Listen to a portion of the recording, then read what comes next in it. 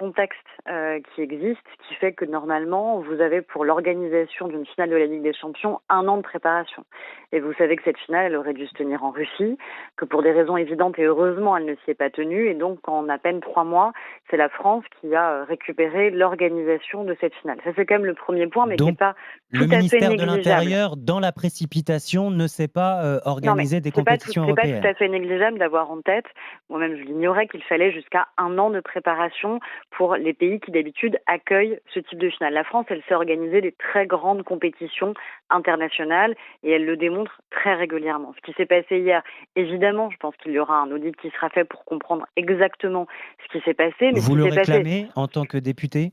ce qui s'est passé, c'est vraisemblablement déjà, et c'est ce qu'a dit le ministre de l'Intérieur qui était présent au Stade de France hier, qu'il y a eu des tentatives d'intrusion, vous le savez, avec des milliers de faux billets, parfois avec des Mhm. gens de bonne foi d'ailleurs, qui achètent, mais sur des seconds marchés, sur des marchés noirs, ces billets, qui croient de bonne foi qu'ils sont détenteurs d'un billet, puis quand ils arrivent devant les bornes, vous savez, où vous scannez votre code barre, eh bien ça ne fonctionne pas. Mais Et ça ne ça ne pouvait pas, fonctionne pas parce que ce sont des faux billets. Aurore Et donc, Berger, ça ne pouvait pas s'anticiper 7000 forces de l'ordre aux abords du stade. Est-ce c'est que ce bien n'était pas la insuffisant? démonstration. C'est bien la démonstration quand même qu'il y a une anticipation quand vous mobilisez jusqu'à 7000 forces de l'ordre qui étaient présentes partout, à la fois sur le Stade de France et dans Paris, et qui font quand même que vous avez un match qui se tient, et qu'un match qui se tient non seulement, mais surtout dans des conditions qui permettent la sécurité des spectateurs. Parce que quand vous êtes dans le stade, vous êtes quelque part confiné, vous n'avez pas la possibilité comme ça de vous sortir. Donc la première des choses, c'est de garantir la Mais là, sécurité le de problème, celles et c'était ceux d'y qui entrer, regardent le match. Aurore Berger.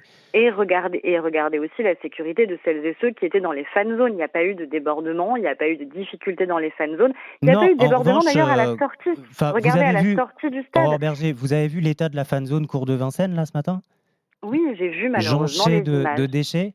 Mais est-ce que ça, c'est la responsabilité de l'organisateur de la France ou à un moment de celles et ceux qui viennent assister à un match et qui se croient autorisés et permis à, en effet, laisser comme ça des déchets ou ce genre de choses. Enfin, excusez-moi, vous vous doutez bien quand même que là, c'est pas le ministre de l'Intérieur qui est derrière chaque personne qui vient dans une fan zone pour s'assurer qu'il ne va pas laisser derrière lui une canette de bière.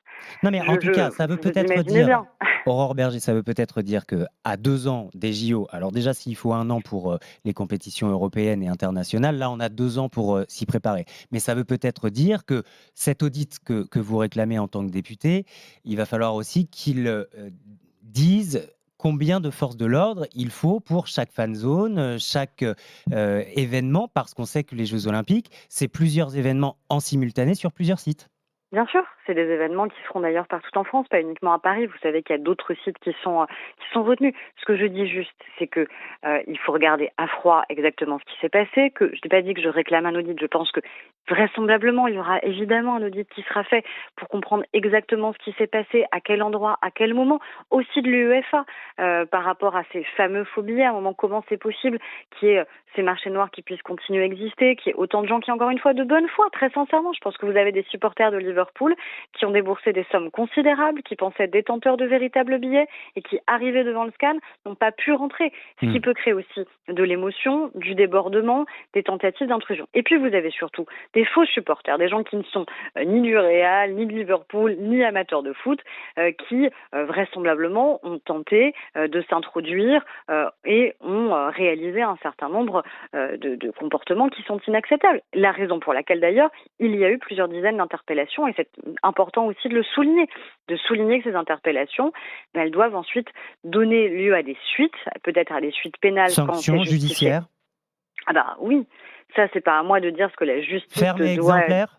Non, mais vous pouvez souhaiter qu'elle Moi, soit moi je ferme et pense, je pense exemplaire. que ça doit être ferme et exemplaire parce que le sport c'est une fête, le foot c'en est une, c'est l'un des sports les plus populaires au monde et dans notre pays.